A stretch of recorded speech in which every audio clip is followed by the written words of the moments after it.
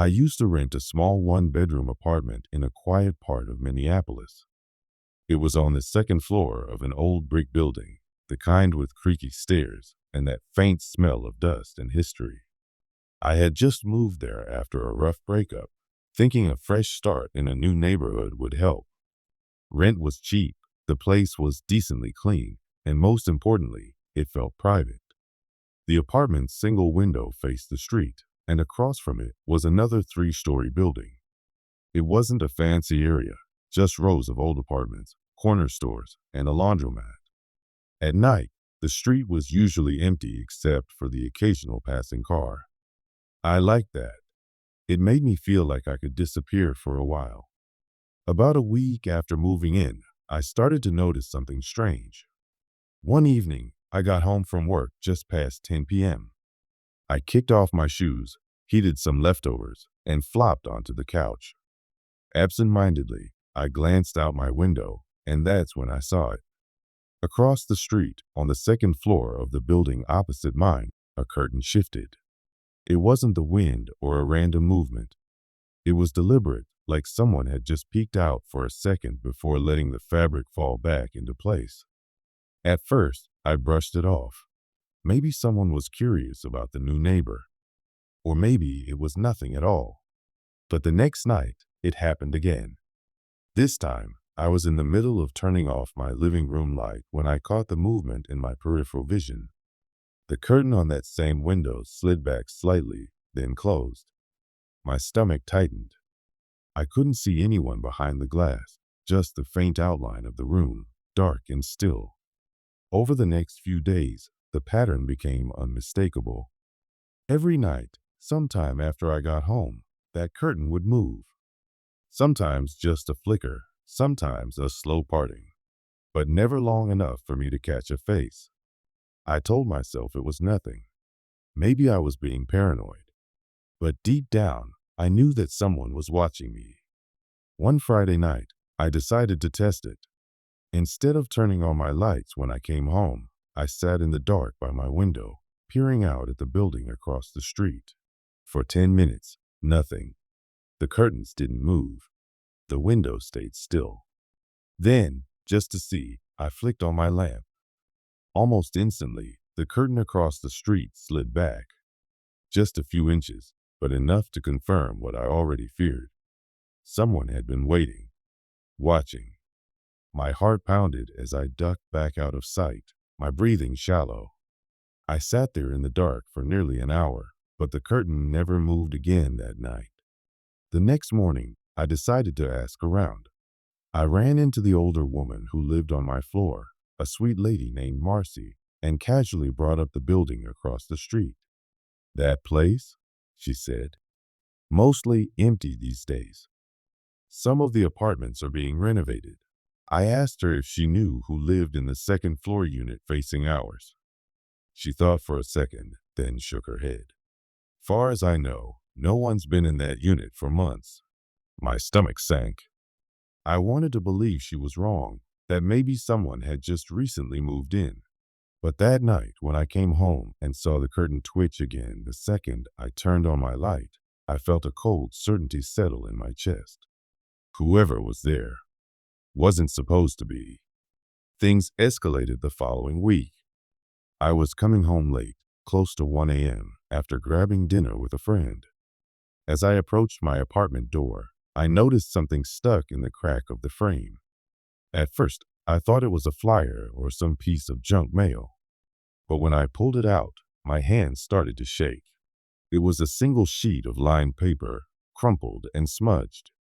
On it, in messy handwriting, were 2 words. "Nice smile." My entire body went cold. I didn't even go inside. I just turned around, walked straight to my car, and drove to a friend's place across town. The next morning, after barely sleeping, I convinced my landlord to let me check the apartment across the street. He hesitated, saying he didn't have the keys because it was under management, but I didn't back down. Eventually, he agreed to meet me there. When he unlocked the door, a wave of dust and stale air hit me. The apartment was empty, no furniture, no boxes, nothing. just bare floors and walls. Except for one thing. In the living room, facing the window directly across from mine, was a single wooden chair, positioned perfectly so that someone sitting in it could look straight into my apartment. I felt sick. There were no other signs of life, no food, no clothes, no bedding. Just that chair. The landlord muttered something about squatters and called the police. They came, took a look, and said they'd keep an eye on the area. I didn't wait around to see if they actually did. I broke my lease that same week. Even now, months later, I sometimes wake up in the middle of the night, heart racing, certain that somewhere, behind some curtain in some dark window, someone is still watching me.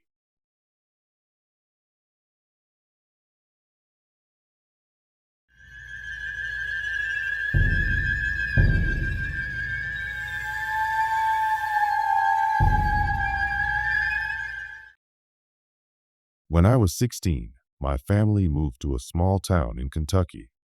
We weren't farmers, but my dad had inherited a piece of land with an old farmhouse and a few acres of fields surrounded by forest. The place also came with a dilapidated barn that sat about 50 yards from the house, its red paint flaking off, roof sagging, and doors hanging crooked on rusty hinges. The barn always creeped me out. Even in the daytime, it had this presence, like the kind of place you knew things had happened in long before you were born. We moved in during the summer, and for a few weeks, life was quiet. The town was small, and there wasn't much to do. Most nights, I stayed in my room playing games or scrolling my phone. My window faced the back of the property, giving me a clear view of the barn. The first time I noticed something strange was late one Friday night. It was close to 1 a.m., and I was lying in bed watching videos with my headphones in. Out of the corner of my eye, I saw a flicker of movement outside my window. I paused the video and looked out. The barn door had shifted. At first, I thought it was the wind, but there was no breeze that night. The air was heavy and still. I watched for a full minute, heart pounding, but the door didn't move again. The next morning, I told my dad. He laughed it off and said raccoons probably got in through the gaps in the wood. He told me to ignore it. But that night, it happened again. This time, I was brushing my teeth when I noticed the faint glow of light coming from the barn. It was dim, like a flashlight or maybe a candle. I froze with my toothbrush halfway to my mouth. I slowly turned off my bedroom light, crouched by the window, and squinted through the darkness. The barn door was cracked open, and a faint light flickered inside. I didn't move for nearly 10 minutes. My heart was pounding in my throat, and a cold sweat soaked the back of my neck. I wanted to run to my parents, but I couldn't tear my eyes away. Then, just as suddenly as it appeared, the light went out. The barn door creaked shut. I barely slept that night. Over the next few days, the activity escalated.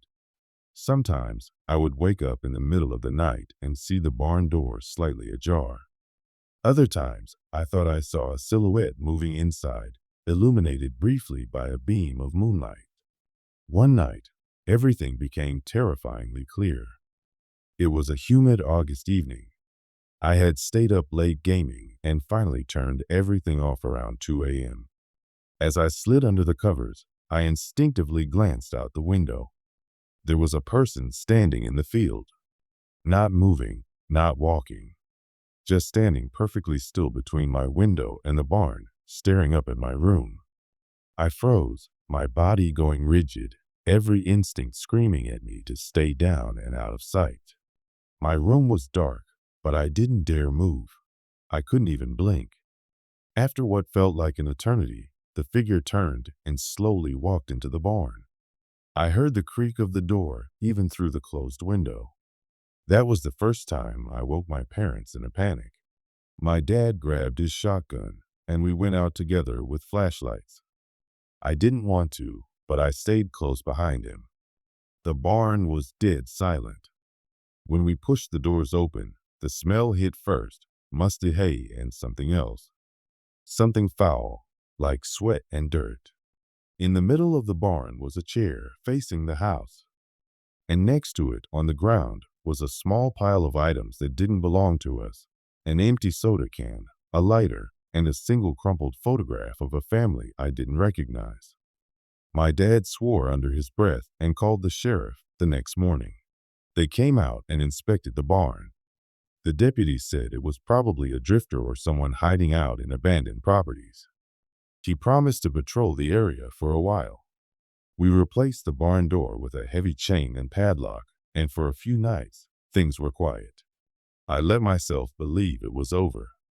Then, 1 week later, I woke to a soft tapping sound.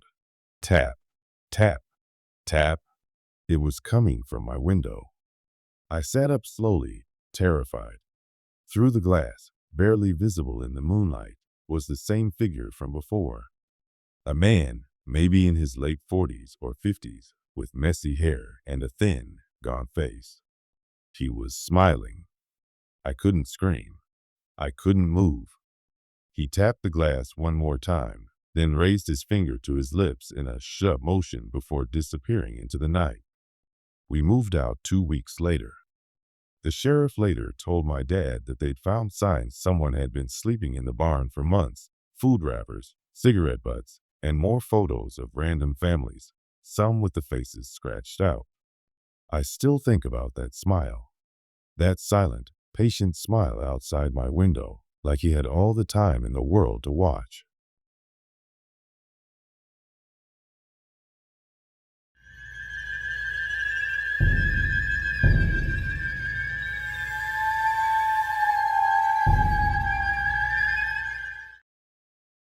Back in 2019, I decided to take a short weekend getaway by myself.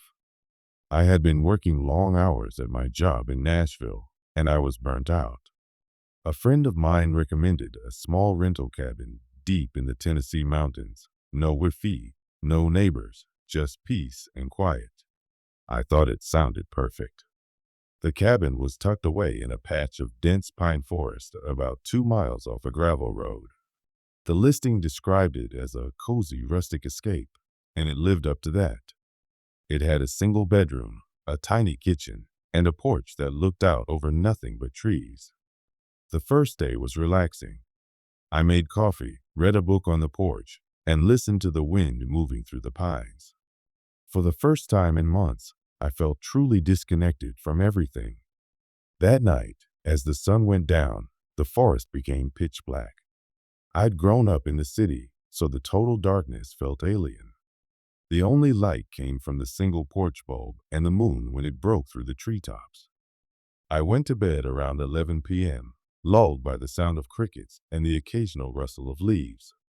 Sometime after midnight, I woke up to a faint sound that pulled me out of a dream. It was the crunch of footsteps on gravel. I froze. I listened hard, holding my breath. Sure enough, the sound came again. Slow, deliberate. Someone was walking outside my cabin. I wanted to believe it was an animal, but these were human footsteps. I could hear the distinct rhythm of boots on gravel. I slid out of bed as quietly as possible and went to the window. The blinds were already halfway open, and through them I could see the porch. Someone was standing there. A tall man in a hooded jacket. His face was hidden in shadow, but his posture was unnatural, stiff and still, like he was listening. I crouched below the window, my heart pounding so hard I thought he would hear it. After a minute, I gathered the courage to peek again. He was gone. I checked the porch, the yard, the tree line. Nothing. Just blackness and the soft hum of the night. I barely slept for the rest of the night, jumping at every sound. By morning, I convinced myself it was a hallucination brought on by exhaustion and isolation.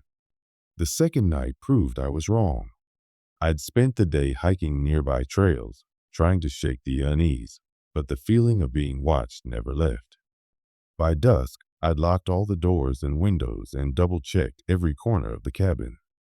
Around 2 a.m., I woke again to a noise, but this time it wasn't footsteps. It was breathing. Slow, heavy, human breathing, right outside my bedroom window. I couldn't move.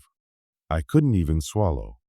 Every instinct screamed at me to turn off my lamp and stay out of sight, but the lamp was already off. The room was bathed only in faint moonlight. Then came the tapping. 3 soft taps against the glass. I finally dared to move, just enough to glance toward the window. There he was. His face was pressed against the glass, fogging it with each exhale. His eyes were wide open, staring straight at me, a grin spread across his face, slow and deliberate. I stumbled backward, grabbed my phone, and dialed 911. My hands were shaking so badly, I almost dropped it. The operator told me to stay on the line, stay low, and don't engage. She said a deputy was already on the way, though I knew it could take a while this deep in the woods.